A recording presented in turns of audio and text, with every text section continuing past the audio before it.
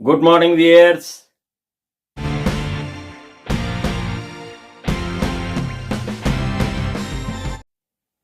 ఈ దేశంలో అత్యంత అవినీతిపరుడైన వ్యక్తి ఎవరు? మీలో ఎవరు చెప్పగలరు? చాలా మంది మేము చెప్తాము అనగలరు. కోట్ల రూపాయల స్కాములు చేసే అవినీతిపరులైన రాజకీయ నాయకుల, లేదా లంచాలతో భారీ ఆస్తులు కూడగట్టుకున్న అవినీతిపరులైన ప్రభుత్వ అధికారుల, లేదా పెట్టుబడుల పేరుతో పారిశ్రామిక కారిడార్ల పేర్లతో వందల ఎకరాల ప్రభుత్వ భూములను అతి కారు చౌకగా కేవలం 99 పైసలకే ఒక చాక్లెట్ కూడా రాదు, ఇలాగా ప్రభుత్వ స్థలాలను ప్రభుత్వ భూములను దోచుకుంటున్న బడా పారిశ్రామికవేత్తల, వీళ్ళెవరూ కాదండోయ్, ఈ దేశంలో అత్యంత అవినీతిపరుడైన వ్యక్తి డాక్టర్ బిఆర్ అంబేద్కర్ గారు రచించిన రాజ్యాంగం ప్రకారము పరమ పవిత్రమైన ఓటు హక్కు కల్పించిన ఓటరే ఈ దేశంలో అత్యంత అవినీతిపరుడు. ఒక రకంగా వ్యవస్థలన్నీ కూడా దారి తప్పడానికి పరోక్షంగా కారకుడవుతున్న వ్యక్తి ఓటరే. పవిత్రమైన తన ఓటును మార్కెట్లో అమ్మకానికి పెట్టాడు ఓటరు. అందుకే అన్ని రాజకీయ పార్టీలు ఓటర్ను కొనుగోలు చేయడానికి పోటాపోటీగా ప్రయత్నిస్తున్నాయి. డబ్బున్న వాడికే కోట్లు కుమ్మరించి ఓట్లను కొనుగోలు చేయగల శక్తి ఉన్నవారికే పార్టీ టిక్కెట్లు. ఇక్కడ పార్టీలతో ప్రమేయం లేదు. ఏ పార్టీ నుంచి ఫిరాయించి వచ్చాడు, ఎక్కడి నుంచి వచ్చాడు అనే వాటితో ప్రమేయం లేదు. డబ్బున్న వాడికే పార్టీ టిక్కెట్. పార్టీ కోసము కొన్ని సంవత్సరాల నుంచి కష్టపడుతున్న వారిని ప్రక్కన పెట్టడం. ఏ పార్టీ నుంచి ఫిరాయించి వచ్చినా పర్వాలేదు, పార్టీ సిద్ధాంతాలు ఎప్పుడో గాలిలో కలిసిపోయాయి. కేవలం డబ్బున్న వారికే టికెట్. ఇక్కడ అన్ని పార్టీలదే అదే వరుసే. అన్ని పార్టీలు డబ్బున్న వాడికే టికెట్ కేటాయించడం. పార్టీ కోసం ఎన్ని సంవత్సరాల నుంచి కష్టపడ్డాడు అనే విలువలతో పని లేదు. ఇక మన ఓటరు అందరు అభ్యర్థుల నుంచి డబ్బులు వసూలు చేస్తాడు. వసూలు రాజాలు వారే. ఇక్కడ ఎక్కువ డబ్బు ఇచ్చిన వాడిని గెలిపించడం, తక్కువ డబ్బు ఇచ్చిన వాడిని, లేదా అసలు డబ్బే పంచలేని వాడు, ఎంతటి ఉన్నత వ్యక్తిత్వం కలవాడైనా, ఎంతటి నిజాయితీపరుడైనా, ఎంతటి గుణవంతుడైనా ఆ వ్యక్తిని, ఆ అభ్యర్థిని ఓడించడం. ప్రజాస్వామ్యం ఓడిపోయి ధనస్వామ్యం గెలుస్తోంది. ఎక్కడైనా పెట్టుబడి పెట్టినవాడు లాభాలతో సహా తన డబ్బంతా వెనక్కి రావాలనుకుంటాడు. అభ్యర్థి గుణగణాలతో సంబంధం లేదు. ప్రజాసేవలో ముందుంటాడా అన్న విషయంలో కానీ సంబంధం లేదు. ఎలాంటి వాడు మనల్ని పరిపాలిస్తున్నాడు అన్న విచక్షణ లేదు. డబ్బున్న వాడిదే రాజ్యం. అందుకే వ్యవస్థలన్నీ తప్పుదారిన నడుస్తున్నాయి. మాఫియా చెలరేగిపోతోంది.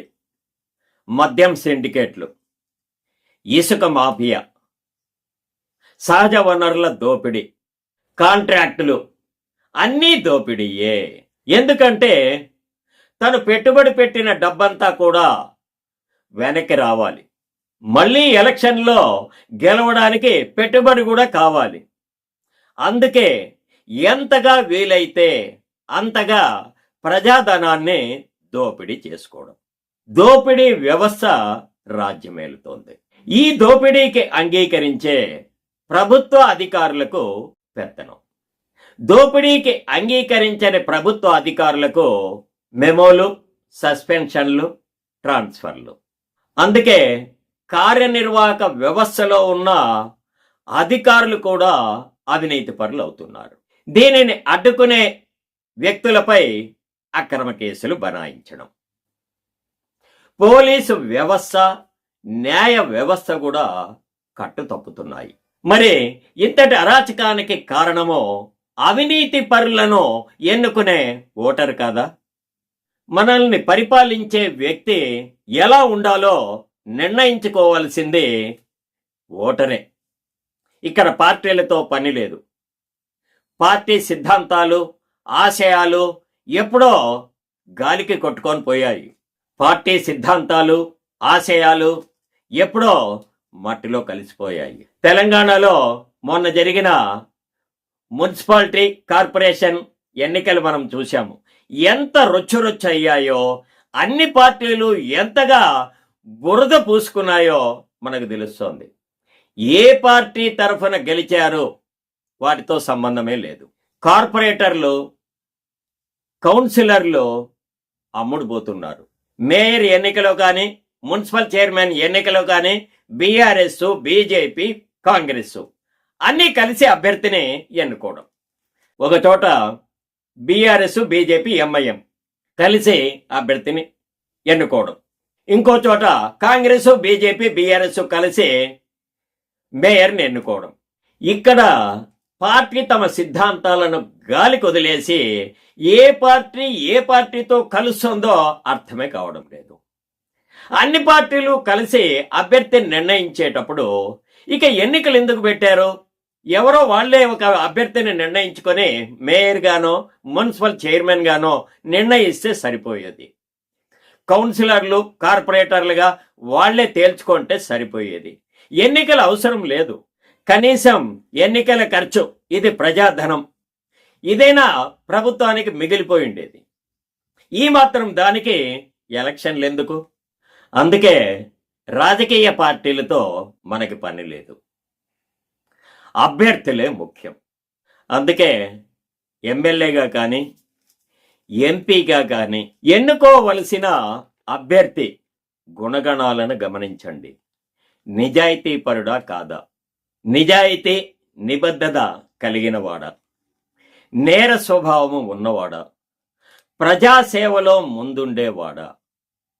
ఇలా అన్నిట అభ్యర్థి యొక్క గుణగణాలను బేరీజు వేసుకొని సక్రమమైన వ్యక్తిని, పార్టీలతో పని లేదు, ఆ వ్యక్తిని మనల్ని పరిపాలించడానికి కేవలం అభ్యర్థి మాత్రమే ఇక్కడ ముఖ్యం. అన్నీ గమనించి నిజాయితీ పరుడికి పరిపాలనా పగ్గాలు అందిస్తే దారి తప్పుతున్న ఈ వ్యవస్థలన్నీ ఒక ఘాటిన పడే అవకాశం ఉంది.